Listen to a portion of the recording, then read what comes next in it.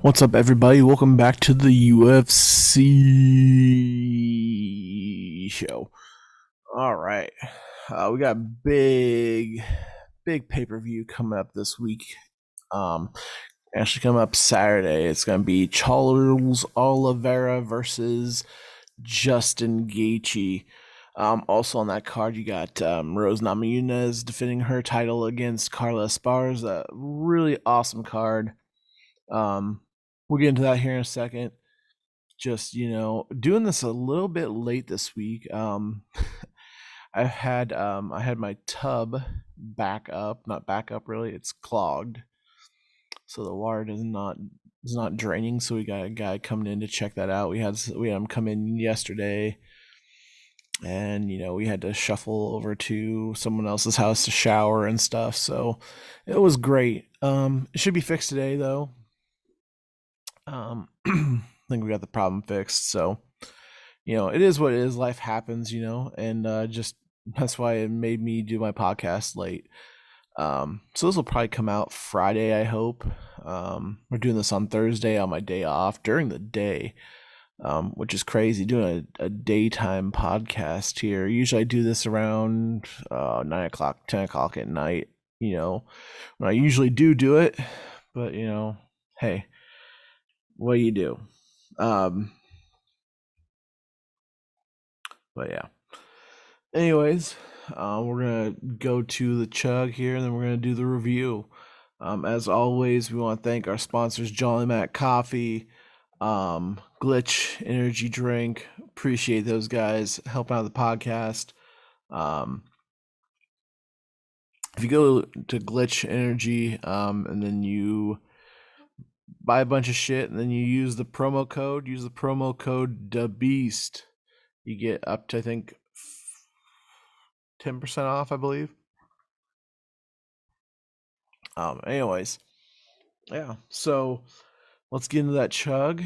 Let's hydrate. Take it straight to the dome. I don't have any blue Kool-Aid mixed up, so we're just gonna do this Mountain Dew. So hopefully I don't burp or anything. That's the 7-Up challenge, ain't it? Or Sprite, who knows?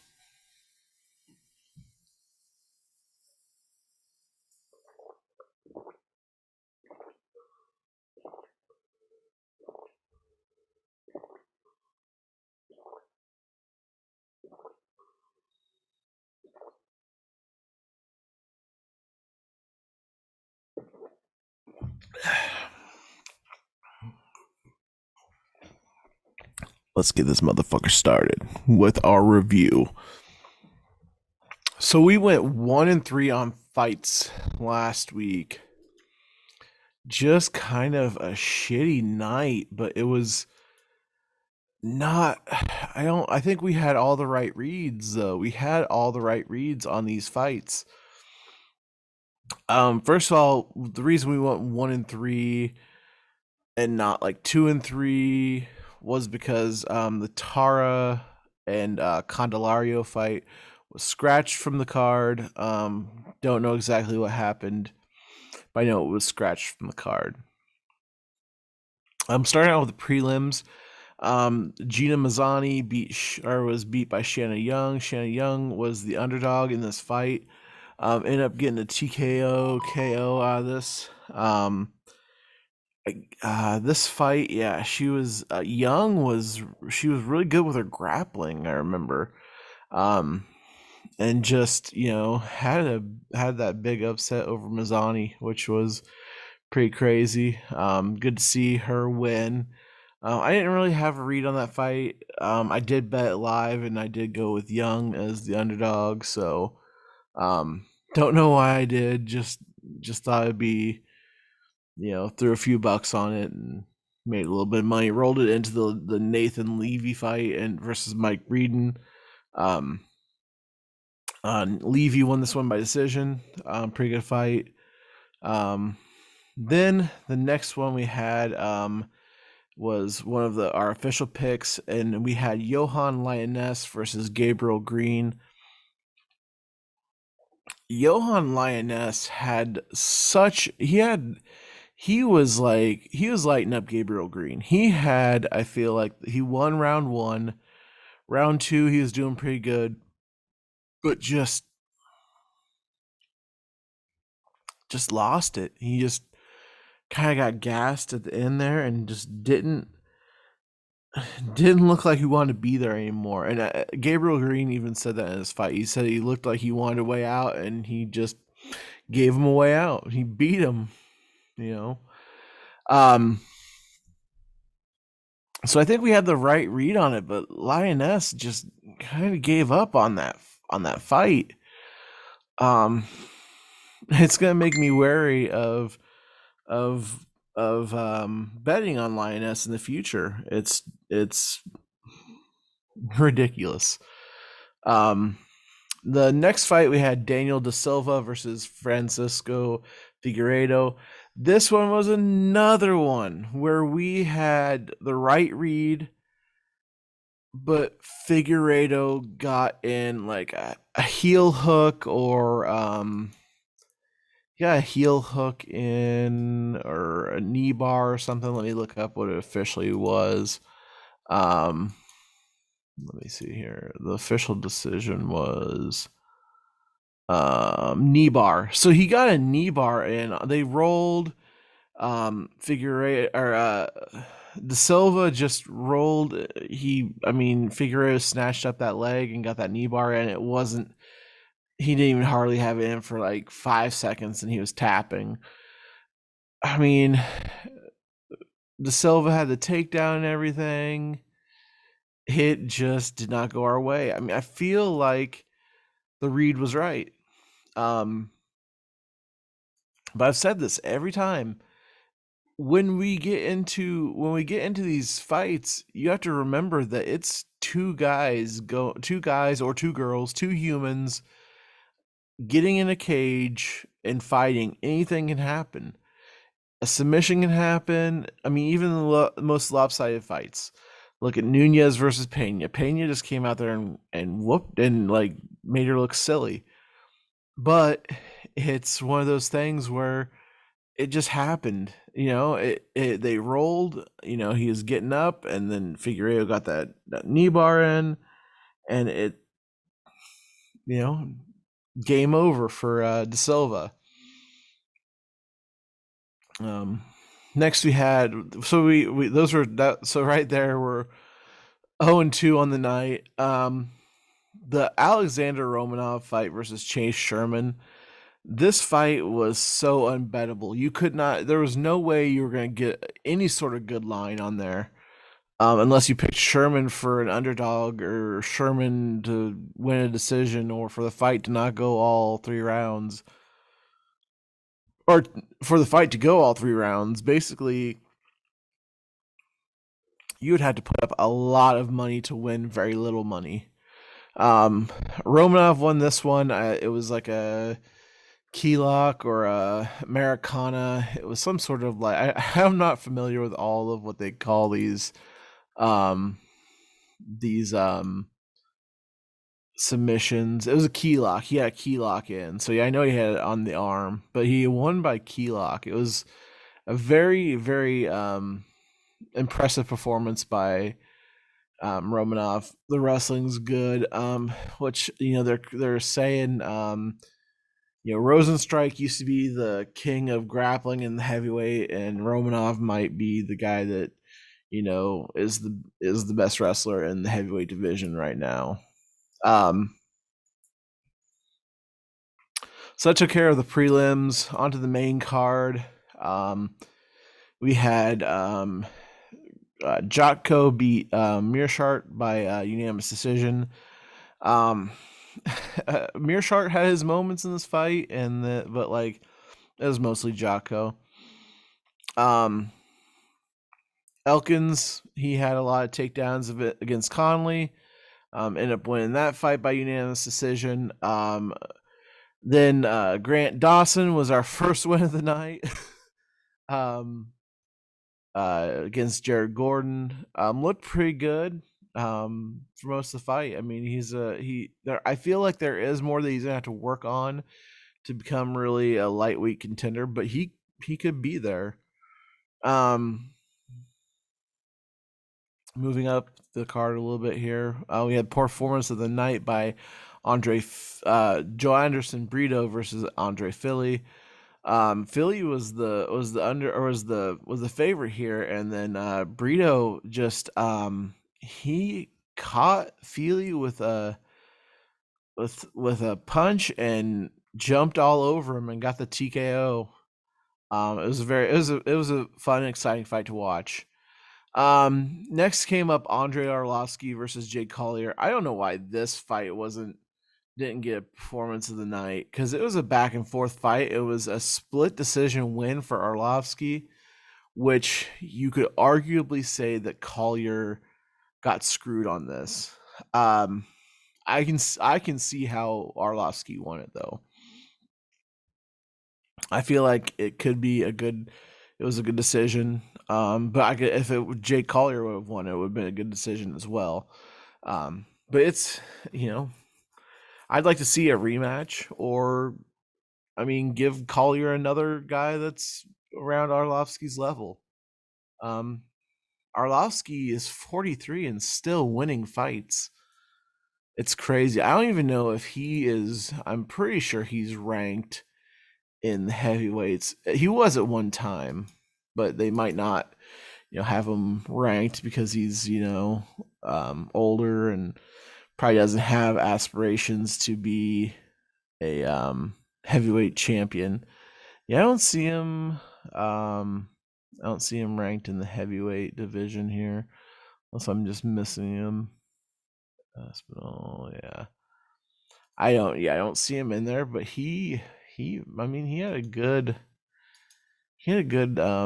he's had a good run here lately. Let's just see.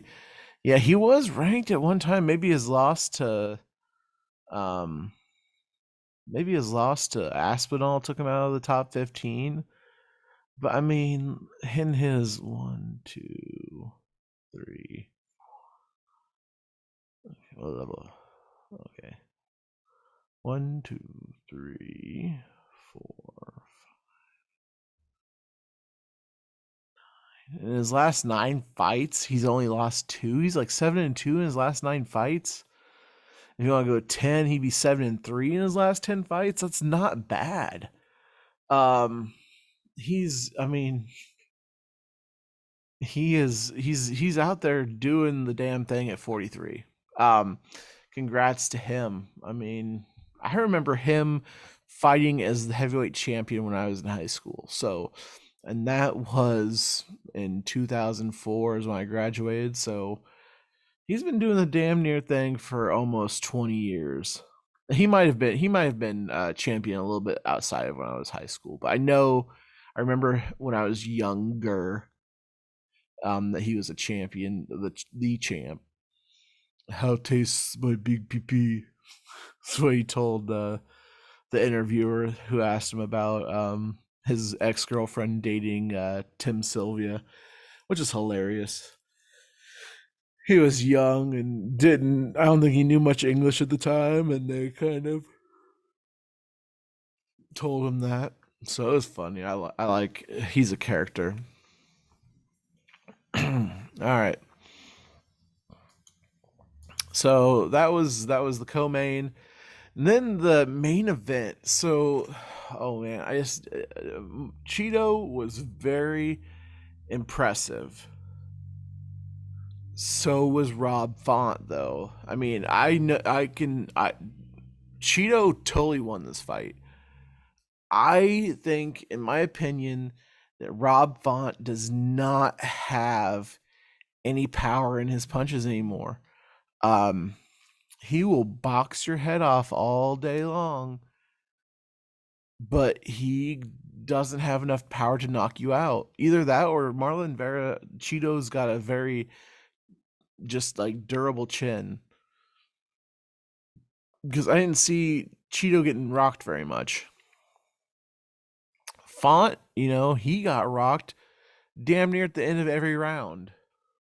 Um, so I mean, Font, I mean, questionable hands. Not questionable. I mean, his boxing is phenomenal. Just questionable power, um, questionable chin. I don't see him making another run at the title. Um, I see him being a gatekeeper to the top five anymore. Um, which sucks because I watched him. I feel like he did great against Aldo. Um, but he should have put Aldo away. The way he was boxing, the way he controlled, just like he did with Cheeto, he just couldn't finish it. It is what it is. That concluded the UFC Fight Night Font versus Vera. I mean, not much more to say about it. It's over. We went 1-3. Easily could have been, um oh yeah, we bet Font, I'm pretty sure. Font was our other one that we had our money on. Font, yeah. We should have been at worst 3-1 that night. But just things happen. And when you bet fighting, you can bet on a fight and get a good read, but it's always going to be 50-50. And it's damn true. I mean, it's insane. One's a heavy favorite, but you lock the cage and it's two people going at it. Um all right, so getting into UFC 274, pretty stacked card to be honest with you. Um I'm gonna go over my picks, my top 5 picks for the night. Then I'm gonna go over some other fights that I'm intrigued by and kind of what I'm leaning toward. I'm not gonna give official picks for the ones I'm leaning on, but my official picks I'm gonna give you right now. Um, so we're gonna start out with my official picks. Like it starts on the prelims, but it's the very end of the prelims. We got Andre Fialho versus Cameron Van Camp. Um, I'm taking Fialho here. I am Fialho ever since I've watched him his debut. The guy is just I think he can be one of those guys that makes some ruckus in the in the welterweight division. He needs to develop some other skills, but he has dynamite in his hands, heavy hands, just ones that lower the boom, put people night night. Um the Fialho's filling in for a guy. Fialho just fought like a couple weeks ago. Beat Bezo or Baez or something. Let me see here. Uh, oops.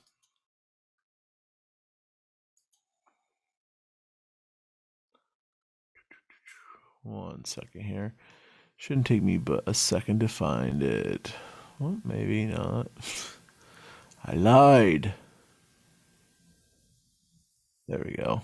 Andre Fialho. Michael Beza.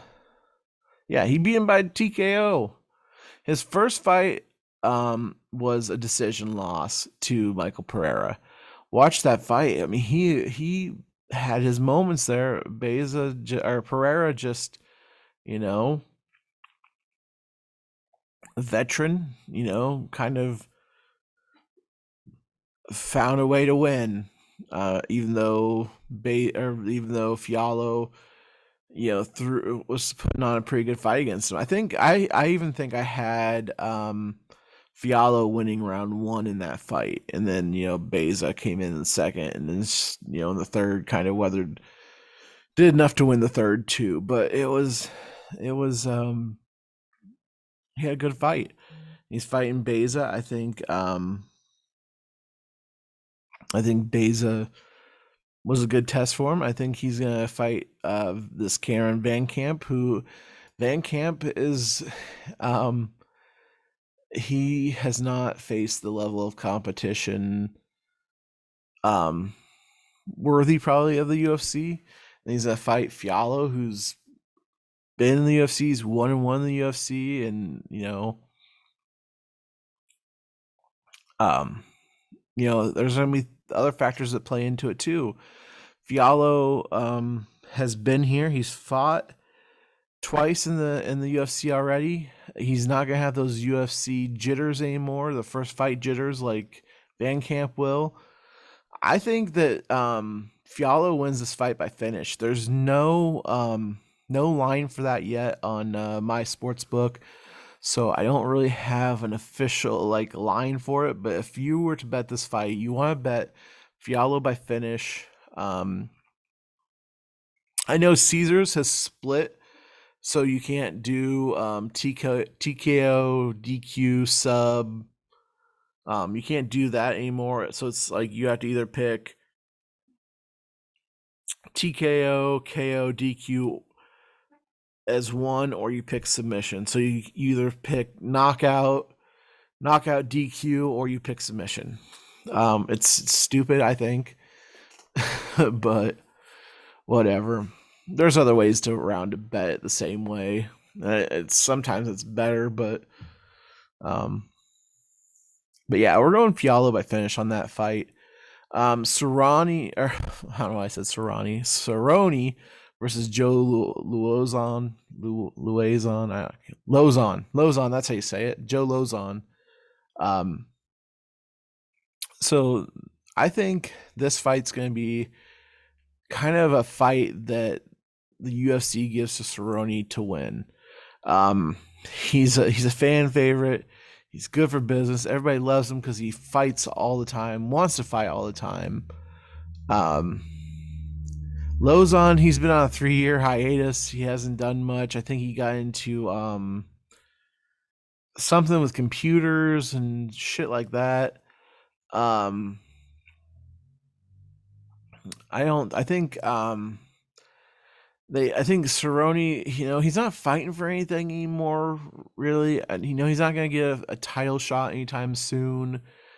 But he's that guy that, he loves to fight. So getting him there and getting him to fight and, having the crowd there, he loves it. I think that, the UFC wants to give him those fights, and they'll probably put him in some fights against guys that aren't, going to be competing for a belt either, but they're still somewhat relevant in the fight game. So, I mean, some people, some of the older, not older generation, but some of the not the casuals, they might not know Joe Lozon is, or they might just have heard his name. But I think that Cerrone wins this fight, and just it's kind of a give me. I think. So we're gonna go Cerrone money line there. It's minus 175. I think it's good value. I think he does win this fight. It could go all 3 rounds, or he might finish him. It just depends on what Cerrone shows up. I think it's probably close to a 3-year hiatus is what he's been on. He hasn't fought since. Next fight on my card, I have OSP versus Shogun Rua. So OSP St. Preux versus Mauricio Shogun Rua, two guys that have been kind of been pretty relevant in the light heavyweight division, kind of in the past, not really anymore. But they're getting this is a second fight for them. So last time they fought, OSP won that fight. He won it in the first round, knockout, TKO. Shogun, I just these two guys are kind of, I think they're probably toward the end of their career. Shogun's not the same fighter he used to be. Let's look at his last fight. His last fight, dang it, sure dog. Last fight he fought was against Paul Craig, and he tapped due to punches. So that doesn't seem like the old Shogun Hua. He has a win against Nog. He had a draw against Paul Craig, so I guess that must have been a rematch. Yeah, I mean he's done all right in his last few fights, but he just isn't the same. St. Preux is coming off back-to-back losses. One at light heavyweight and then one at heavyweight. So he lost to Jamal Hill, and then he lost to Tanner Boser. So he's fought some tough guys. Jamal Hill, tough guy, just beat Johnny Walker. Light heavy. And then he fought Tanner Boser. These are guys are kind of becoming bigger names in their division. Boser, he's fought Arlovsky, he's fought Cyril Gahn. He's fought some tough guys. Boser is kind of a fun guy to watch. But they're kind of names in the heavyweight division and light heavyweight division. Couple tough matches. I think St. Preux, he got knocked out in both those fights, KO and TKO in the second round. Shogun, TKO in the second round. I think that even though Shogun's probably on the decline more than OSP, I think that him remembering that OSP beat him is gonna make him fight more conservatively, and OSP is going to take advantage of that. I have OSP moneyline minus 230 for my third fight. My fourth fight, we're going to go with Rose Namajunas versus Carla Esparza. Sorry, I'm not trying to mess up the names, but yeah, Rose Namajunas and Carla Esparza, great fight. Their second fight, to be exact. If you don't know, we're big Rose Namajunas fans here at Hashmark. She gave us a shout out forever ago, and I post that thing as much as I can. So I post that video where she gave us a shout out like probably once a month. Maybe not once a month, but I do post it just to kind of, because we got our boy Ricky Knotts knows her and Pat. Really cool to have that some sort of that kind of connection to someone that is a fighter. So this fight happened, and originally it was the for the inaugural strawweight championship. Carla beat Rose in that fight. A very young Rose Namajunas who was, not as skilled as she is now. I think the fighter that Rose is now compared to then is way better. She's a more complete fighter. She's fought a lot more tougher. I feel like she's fought the tougher opponents, even though they both have fought pretty tough opponents. Let's just take a look at Carla Esparza here recently. She's fought Michelle Waterson. Grasso is a tough opponent too. Waterson's kind of like that fighter that they put in front of people just to see how good they actually are. Because Watterson is a very tough fighter. Um, she beat Marina Rodriguez, and then she's beat Jan. I can't remember how to say her first name, but she's fought some tough opponents. Rose has fought the who's who. Um she's beat Tisha Torres. She's beat Paige Van Zant when Paige Van Zant was good. Angela Hill. Not the best record, but tough as hell. Um, she's beat Joanna twice. She lost to Andrade, but bounced back and beat her by a split decision. She beat Wei Li twice. Head kick one time and then a split decision the second time. I feel like it wasn't really a split decision, but she's came back and she's fought some tough opponents. Esparza's gonna come in there and try to grapple her. I don't think Rose has a problem on the ground. I think that she'd be able to get up from whatever takedowns happen. I just don't see, because she's not the same fighter that Carla just handled last time. But we're gonna go with Rose Namajunas money line minus 220 on this one, and we're gonna end my official card with Justin Gaethje versus Oliveira. I'm just gonna start out by saying this, and you can definitely see it when you watch Oliveira fight. He has a very sus chin, but he always recovers. It's weird. You will hit him and knock him down. You don't knock him out, but you knock him down. You wobble him. He weathers the storm and then comes back and wins the fight. Gaethje, he's got some lightning in his hands. Gaethje, he's fought some of the people that Oliveira has. He lost to Poirier.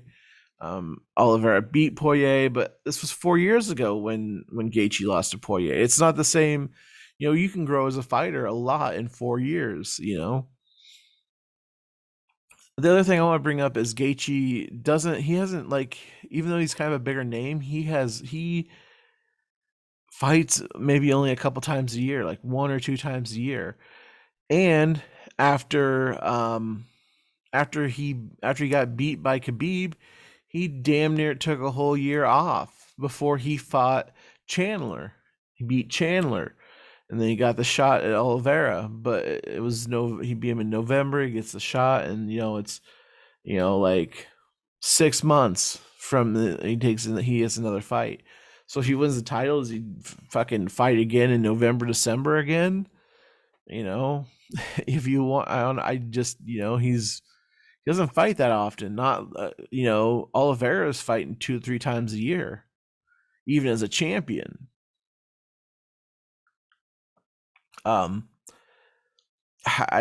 Everybody, you want Gaethje to win because he's got that ups and downs in his career like Poirier, but you want that storybook ending for him, but I don't see it happening because every time you want to count Charlie Olives out, you end up making a fool of yourself. That's why I'm taking Charles Oliveira money line minus 170 here. I can't pinpoint whether he's going to submit him or how he wins, but I think Oliveira wins this fight. I think he is that guy. I think he is. He's good for the division and good for the sport. Dude's always smiling. You just can't, like. I don't know. He tries to be serious, but his smile it's contagious. I think he wins this fight. It's not. I think it's because he can. I think his submission game is on top. he has the most finishes in at least the division. He's been in the UFC forever. He's had his ups and downs, but I think he's to the point where he's on that level as a fighter. Some other fights. So now that those are my official 5, there's some other fights that I think that are kind of going to be fun to watch. The very first fight of the night, Journey Newson versus Fernie Garcia. I really like Fernie Garcia in that fight. I'm probably gonna bet on him. I'm not,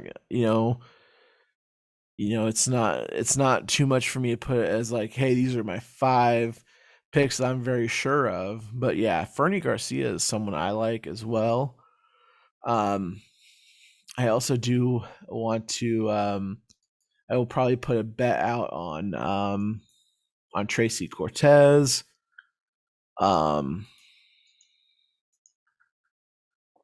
Dang, I keep clicking things I don't want to.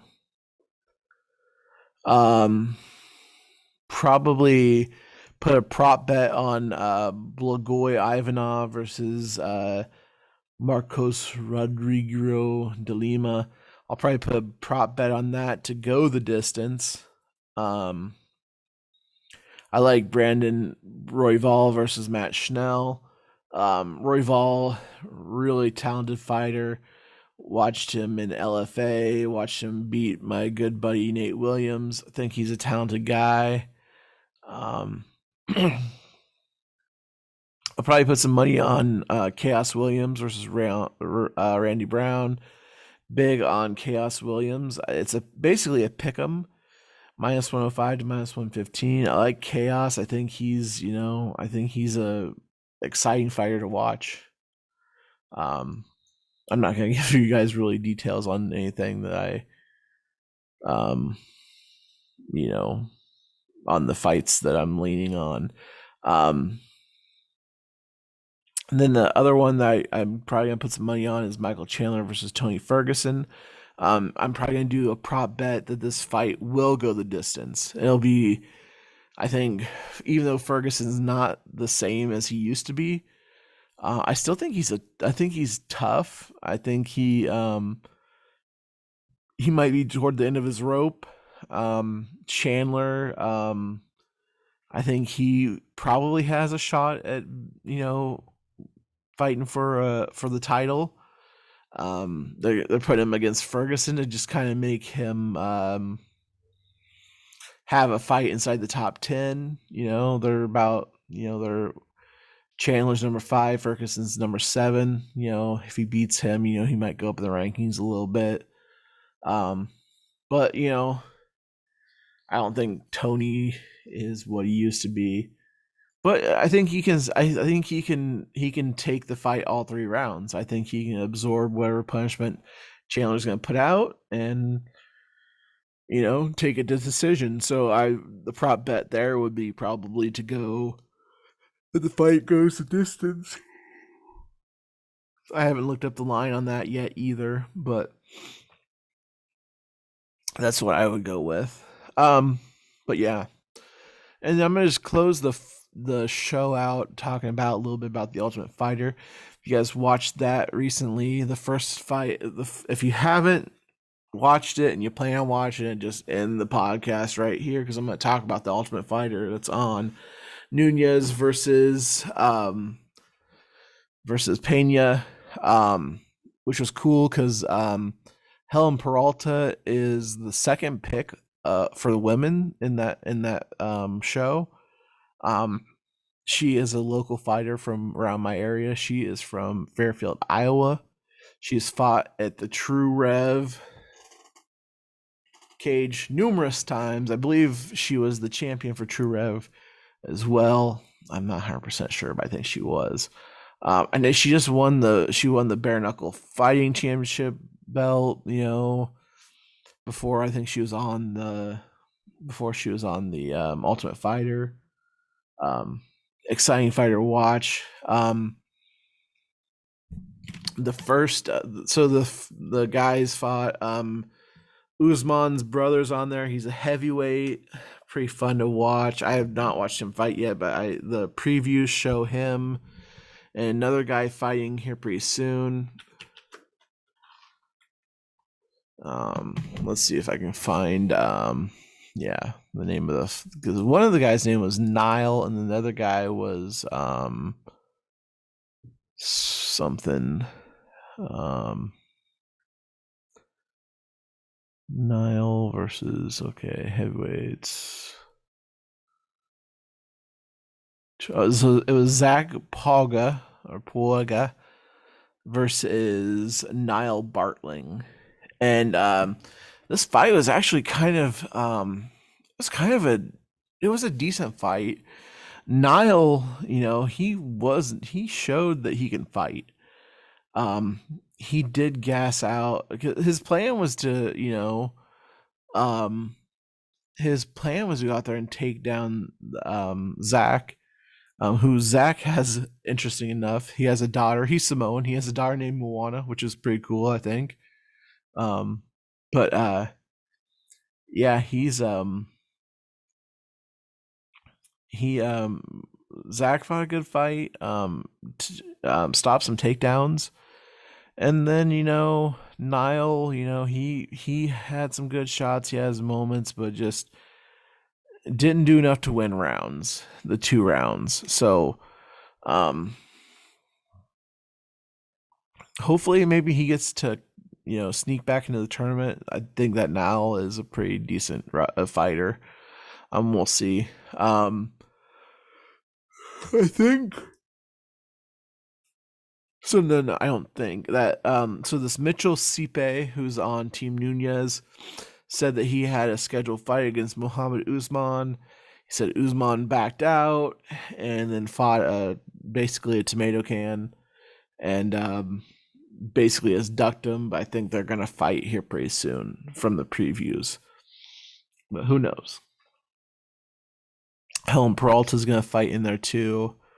But yeah, interesting show. It's gonna be out, I guess, every Tuesday. So yeah, it's fun. I mean, it's good to watch these. I haven't watched an Ultimate Fighter series in forever, so they're interesting. It shows you how fighters, train and live, and how different personalities clash when they're inside a house. So, all right, that's gonna be it for the UFC show. I'll see you guys back next week when we break down the next UFC event, which is UFC events. It'll be Blachowicz versus Rakic. So yeah, that'll be fun because I like Jan. I'd rather have Jiri because that's my boy. I'd rather have him as champion, but he's gonna be headlining that fight night with Rakic. You'll have some pretty decent fights on there. Looks like that fight that we were gonna pick, Tatsu Tara versus Candelario, that will be on this card. Angela Hill's gonna fight on that card. Who else? Caitlin Chukagan's gonna fight on there against Amanda Ribas. Luis Smolka, who Sugar Sean beat, is gonna fight. Ryan Span's gonna fight, and then the main event. So yeah. Until next time, guys and gals, peace.